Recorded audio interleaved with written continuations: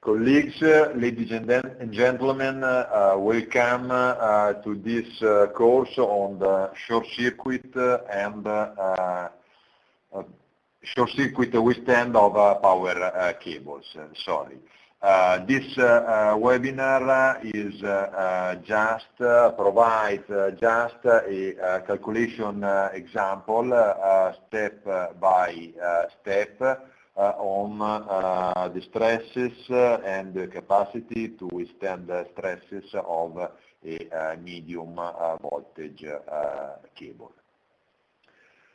The reference is a typical, let's say, this is just an example, a medium voltage network, for example, an industrial medium voltage and high voltage network with 3 levels of voltages. On the top 69 kV, then 13 and 8 kV, and the lowest level 4 and 16 kV. The scope is to verify the short circuit withstand of the cable line with the red dot. This cable line is using a cable 3 and 6 kV, insulated by XLPE. The length is 50 meters, and this line is made by 3 single core 50 millimeter square cable. The installation type is trifoil. Indeed, to do this, to perform this activity, we have first to evaluate thermal stresses as well as mechanical stresses. Mechanical stresses are caused by thermomechanical forces and expansions, as well as electromagnetic forces.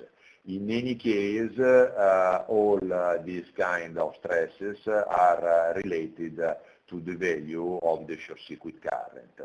So we have to start with the calculation of the short circuit current in the cable we want to verify. With this value, we will proceed with each single check. Let's start with the short circuit current calculation. I called this step 0 because it is not yet something related necessarily to our cable. It is something needed, but more general. Step 1, 2, and 3 will follow and will be related to our specific situation, that is the cable. We have basically 4 meters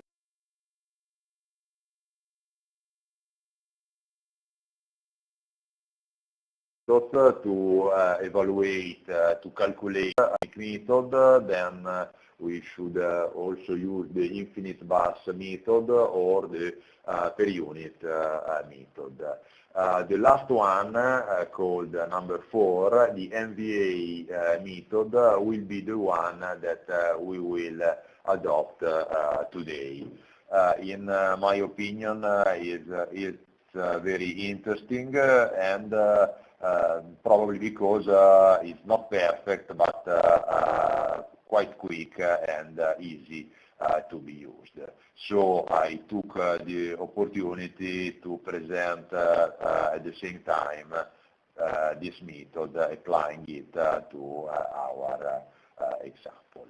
But let's recall briefly also the ohmic method, even if we will not perform calculation using this method today.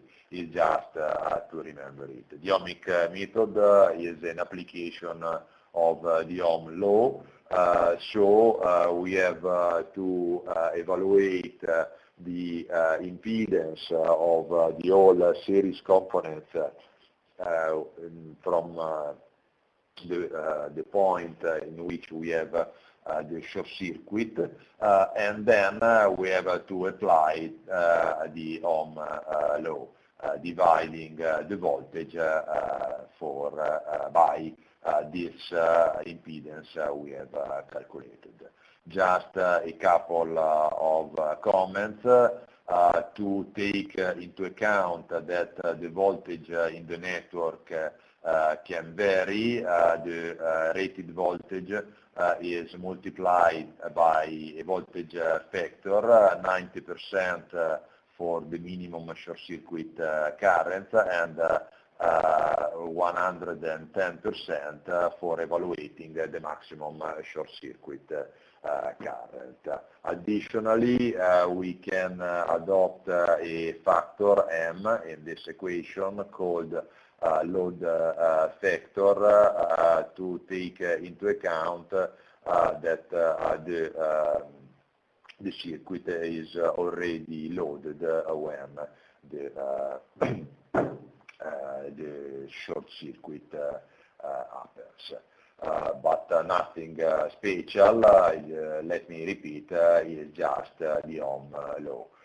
What is difficult, not the Ohm law for sure, but to have all or to calculate all the parameters to model all the components in our network. Indeed, we need the resistance and the reactance of all of them. With a specific reference to cables, we should have to do this for all the components. The basic equation for doing this are these two.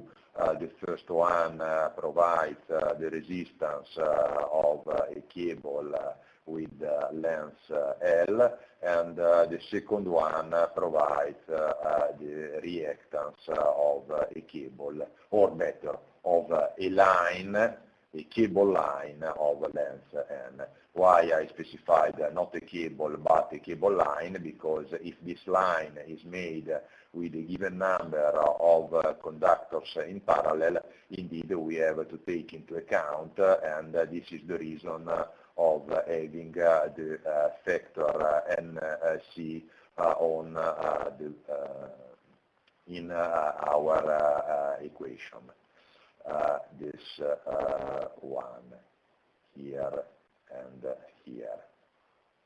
But I think we don't need any to add any other comment on this equation.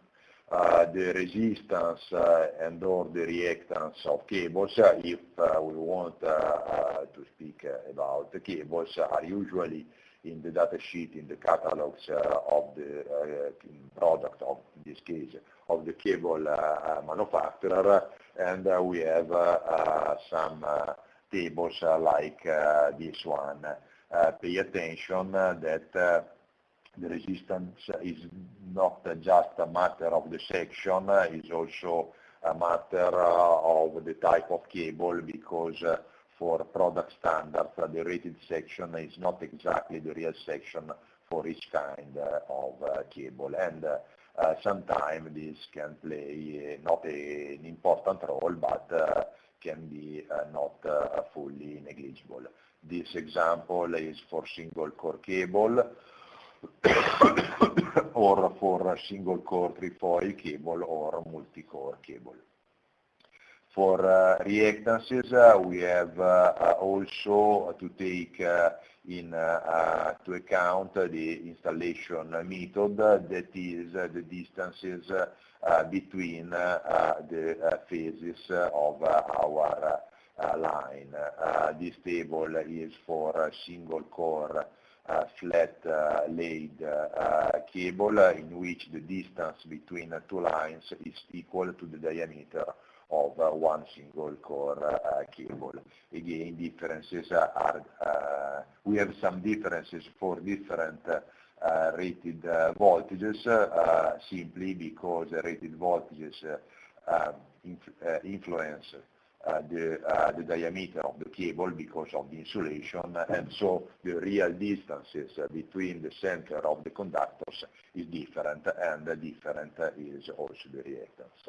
To pay attention also that this is not this reactance is not related to the self-inductance of the cable, but this is a service reactance that is something a bit more complicated, and is just an equivalent for this kind of calculation. By the way, the catalogs and data sheets provide directly the right numbers. This is exactly the same for single core trefoil cable, and the last one, just examples. They are just examples, refers to multi-core cable. If in case for future reference you can use this table, or better, it's correct to find the catalog of the specific cable we want to model. But let's forget the ohmic method for a while, and let's try to describe and to apply another way to calculate the short circuit current. It is the MVA method. I like it. It's very nice, and so I will try to present and to discuss with you today. It requires 4 steps. Number 1, we have to calculate the admittance of every component on the short circuit network. This can be done referring to an infinite bus. The second step is to multiply the calculated admittance by the MVA rating of each component to get the so-called MVA short circuit. We could also call the apparent power short circuit, but the original author of this method called it with the name of the unit of measurement, so it is universally known as MVA short circuit. Typically, step 1 and 2 are done together.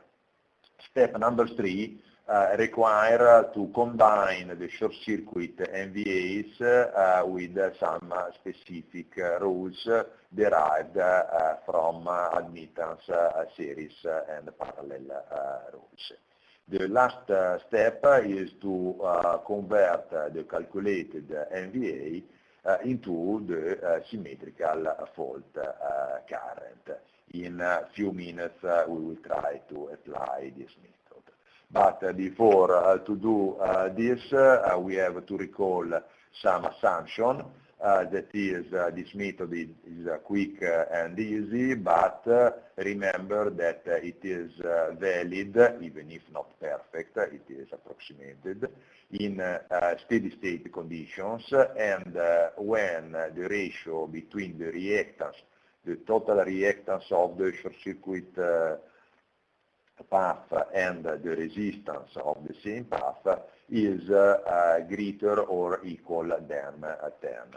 Looking to cables, this ratio, just to cables, this ratio will never be verified, but pay attention that we are not referring just to cables, but we are referring to reactance and resistance of the full path, including transformers, motors, generators, and so on. So, the rules for performing steps 1 and 2. We have 4 type of equation listed here to get the equivalent short circuit power directly from the rated main parameter of each network. For example, the short circuit power of a network can be calculated multiplying its rated voltage or its service voltage for the short circuit current and radical square of 3. For a cable that is also a cable as a short circuit power, we have to divide the service voltage by the impedance of the cable. For the transformers, we have to divide the rated power of the transformer for the short circuit impedance in percentage, and similarly for a generator or a synchronous motor. Pay attention that in this equation we have some voltages. If we want to take into account variation on the voltages, for example, plus or minus 10%, we simply have to use this kind of voltages to evaluate the maximum or the minimum short circuit current. How to combine the short circuit NVAs we just calculated. For series components, for example, a cable line fed by a transformer and feeding another transformers in series, we have to calculate the equivalent NVA with this equation. That is, the reciprocal of the total NVA is the sum of the reciprocals of each NVA. Practically the same equation for series admittances. If I have parallel components, for example, 2 cables in parallel, I have to just to sum the NVA of each component. The same applies, for example, for 2 transformers in parallel, or a generator in parallel to a network. Once I have reduced my network into just one total NVA, I can calculate the short circuit symmetrical steady state current with this equation. That practically the equation usually applied to define the apparent power. So let's come back to our example, and let's try to calculate the short circuit current on the red dotted cable on the bottom of our network. First of all, we have to represent all the components in our network by the equivalent NVA, using exactly the equation we just discussed. And this it is exactly what I did, and what is now shown in the slide. For example, for the network, 800 divided by 1. For the generator number 3, the power was 25 MVA, and 10% was the reactance. And so on. I did the same for cable number 2. For example, the rated voltage in this system was 69 kV, so 69 squared divided by the equivalent reactance or impedance, in such case reactance, of this cable, that is 3 and 5 ohms. And I did this for all the components of my network. Now we have to start with step number 3, that is we have to combine the NVA power of the subsequent components of our network. For example, the feeding network number 1 is in series with the cable line number 2. I have to apply the equation of the parallel of two admittances. So as they are just two, I can multiply them and divide them by the same of the sum of the same quantity. 800 multiplied by 1000 and 300. Sorry. My healthy today is not perfect. I can multiply 800 for 1360 and divide for 800 plus 1360, giving 504. I'll do exactly the same for other components. For example, 1 plus 2 is in parallel with the generator number 3. For parallel configuration, I have just to sum, so my 504 is to be summed to 250, giving 754. I can continue in this way. This equivalent is in series with the transformer number 4. Series means to apply the parallel equation. The equation is shown on the right of the slide. I am trying to show it now. It is this one, and the new NVA is 251. Let's continue. On the other side, I have a series of one motor number 11 and one transformer number 9.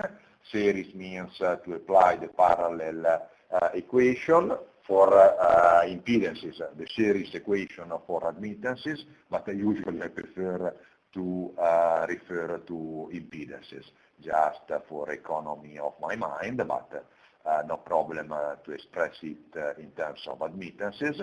The result is 26 and 3. It applies exactly also for 8 and 10. 8 and 10 is in parallel with 9 and 11. You can see this here. And so combining them, I have simply to double my intermediate result, 26 and 3. This is in series with the cable line number 7, NVA power equal to 48. Series means to apply this equation for admittance in parallel. I perform this calculation and I get 25. Finally, I can put together in parallel network generator and transformer 1, 2, 3, and 4 with 7, 8, 9, 10, and 11, getting 276. The last step, because we are at the end, is to put in series the last transformer number 5 for getting the final NVA power at the point in which I want to evaluate the short circuit current. This is series, so I have to multiply and divide by the sum. The final result is almost 86 MVA. To calculate the short circuit current, I simply have to divide this really 85 and 97 MVA for radical square of 3 and the rated voltage, that is 4 and 16 kV, providing 11 and 93 kiloamps. This is finally the basic number we need to perform the evaluation, the verification of short circuit withstand for our red dotted cable. That is, this is the steady state short circuit current, and it is 11 and 93 kiloamps. From this value, I have to calculate the initial short circuit current, that is EK, the second. Typically, for short circuit far from generator, like the one in our example, EK the second is exactly equal to EK. The last parameter I can derive from my steady state short circuit current is the peak short circuit current that I can evaluate with the classical radical square of 2 and a factor key that take into account the DC component of the transient current. This can be assumed practically 100% of time equal to 1 and 8. So making this calculation, I can get the peak short circuit current equal to 30 and 37 kiloamps. These are the values I need to perform thermal stresses evaluation on my cable and also mechanical stresses. Let's start from thermal stresses. Step number 1. I have to evaluate and compare the thermal stresses on my cable, that is the stresses related to the thermally equivalent short circuit current, number 1 in my flowchart now. I have to compare this stress expressed in terms of current to the rating of the cable expressed in terms of the thermal short circuit capacity, that is the current ITHZ, referred with the number 2 in my flowchart. The condition to be fulfilled is to have the thermally equivalent short circuit current less or equal than the thermal short circuit capacity of my cable. Pay attention that stresses are depending on the network, while rating is depending on the network and on the cable. So let's start with the evaluation of the thermal stresses. The equation to be used is this one. I have to start from the current EK the second. That is, I have to refer to initial symmetrical short circuit current, but I have to take into account that in the reality I have also an additional direct current component and an alternating, a superimposed alternating current component. For this reason, I have to multiply my initial symmetrical short circuit current by a factor given by the radical square of the sum of two factors, two engineering factor, m and n. Factor m and factor m can be evaluated using some graphs like this one, or you can use directly the one in the slide, because this does not depend practically on the cable and on anything other than mathematics and statistics. So in this graph, I have on the vertical axis M and on the horizontal axis the short circuit duration. The short circuit duration obviously is depending on the protection. For example, for instantaneous disconnecting time, I have to take into account only the time to open the circuit, and this is typically for a medium voltage protection between 0.1 and 0.2 seconds. If I have a delayed protection, typically time is between 0.5 and 1 second. The real time is to be discovered or asked to the people having in charge of the protection of the cable. As I said, the key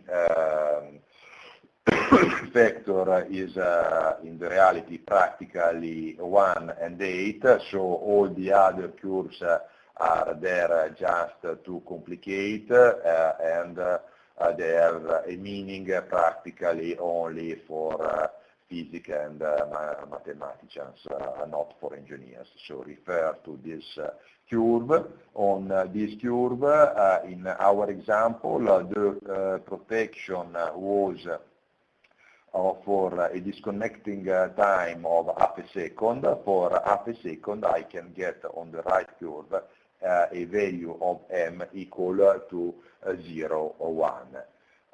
Let's keep it and put it on your notes. Let's move now on factor n.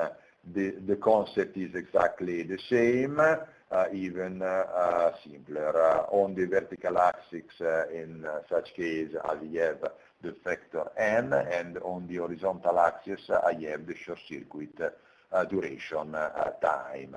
But in this case, the different curves are in terms of the ratio EK second and EK. Practically, if we are far from generator, we already said that EK second is equal to EK, and so we have to refer to the last curve, the one corresponding to this ratio equal to 1. So referring to the same disconnecting time of the protection of our line, I have to refer to 0.5. 0.5 means n equal to 1, as shown in the graph now. So putting together these values, as you can see, I can calculate quickly and simply the thermally equivalent short circuit current ITH equal to 12 and 51 kiloamps. Let me remember that M takes into account the decreasing direct current component, while M takes into account the superimposed alternating current component. Let's say it's just a trick to try to model a quite complicated phenomena in the reality. Now I have to calculate the rating of my cable to be compared with the previous quantity. This is the short circuit capacity of the conductor, that is the current ITHZ.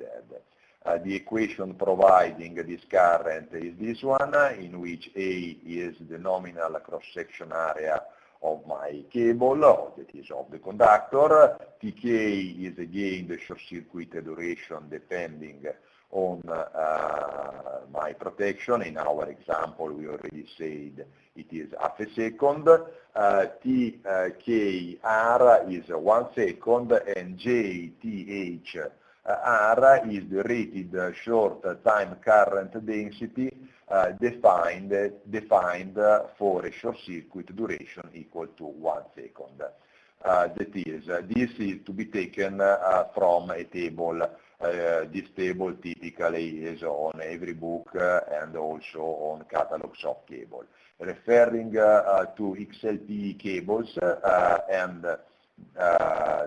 in 90 degrees, that is, I am supposing that before the beginning of the short circuit, our cable was full loaded. The JTHR factor is equal to 143, taken simply from this table. You can also refer to this table for the future. So, to calculate the short circuit capacity of the conductor is quite easy, and the final result is approximately 10 kiloamps. Now I just have to compare the stresses expressed in terms of kiloamps 12 and 51 to the rating 10 and 11 kiloamps. For the foreseen section, that is 50 millimeter square, we mentioned at the beginning of our example, the condition is not fulfilled. I have to change the section, for example, to 70 millimeter square. Indeed, all the sections greater than this one are okay. The minimum is 17 millimeter square. Let's move quickly to last checks and thermomechanical stresses. Step number 2. When my cable is subject to the short circuit current, its temperature increases, and so its volume increases. We can refer to three, I have not to say typical situation, to three reference situations. The first one is the cable cannot move transversally, that is delta H is equal to 0, but the cable length can vary. This cable length vary proportionally with the variation of the temperature of the cable, the length of the cable, and the per unit expansion factor of the cable. For copper, this factor is 16 and 2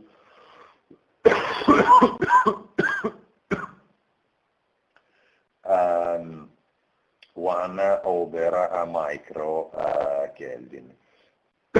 Performing this calculation, I can discover that for 100 meters, the variation in length is 26 centimeters. This means that in the installation I have to allow the possibility to the cable to have this variation. For the variation of the temperature, I assumed the difference calculatively, the difference between the maximum short circuit temperature, that for XLP is 250, and the maximum permanent temperature, that is 90 degrees, again for XLP. Now let's imagine that the cable cannot vary its length, and so in case of expansion it will move in the transversal dimension. The equation to calculate this displacement is this one called delta H. In such case, again, I need the thermal expansion factor of the material, I need the length of the line, and the variation on its temperature, that is the temperature of the line, again equal to 250 less 90 degrees, that is 160 degrees. Pay attention that for a 100 meter long line, the variation is 3 meters and 24 centimeters. The last evaluation is imagining that I have not the possibility for radial displacement as well as for elongation of the cable. show what are the forces on the top, on the end of my cable. The equation to evaluate this variation is this one, and the parameter we need are still the same, but in such case I need also the section of the cable, 70 millimeter square, as well as the factor E, depending on the strength of the material. This force is almost 21 kilo Newton per meter. So these values are to be compared with. These values are to be taken into account during the cable installation. That is, I have to provide to the cable, if it is a single core cable like the one in our example, a long straight run in a wavy line. I have to provide good mechanical support sized for this effort, and I have to provide enough space to allow the deflections. For multi-core cables it's something similar but a bit different because the magnetic field are a bit different. The last step is the evaluation of the electromagnetic and mechanical stresses on our cable in case of short circuit, step number 3. In such case, I have to start from the basic equation providing the forces between two parallel conductor carrying a current IT. The equation is this one. It is depending on the value, on the instantaneous value of the current. It is depending on the distance between the center of the two currents, and on some other parameters like mu0 and π. Adopting a distance equal to two diameters, the diameters of our cable, I get it directly from the catalog, is 23 and 6 millimeter. Adopting this distance, this force, this is not a real force but is useful to calculate the other ones, is 3 and 9 kilonewton. This force is to be used by way of two factors, alpha and beta, to evaluate radial forces on our cables and tangential forces to our cables. Factors alpha and beta are provided by tables like this one, or let's say are provided by this table. That is, you can use this for references for the future. And as we supposed to have a three-foil, three single core cable line, we have to refer to the highlighted line now. That is, factor alpha is radical square of 3 divided by 2, and is 0.5 factor B. So with these two factors I can evaluate the real forces on my cables, and these values are to be compared with the capacity provided by the cable manufacturer. The first one is helpful also for support, but also for the insulation mechanical strength, while the second one is helpful to evaluate the effort on the tape, on the support, and on the insulation. So at the end, we performed 3 steps. We calculated the short circuit current in a given point of the network. We used this to evaluate the main stresses on a cable line. installed in the same place. Thermal stresses, we discovered that in this example 50 millimeter square was not enough, and we moved to 70 millimeter square, and then we evaluated thermomechanical stresses to be used for installation of the cable. At the end, we evaluated also electromagnetic forces to be used for selecting the cable accordingly with its data sheet. For today, it's all. Thank you very much.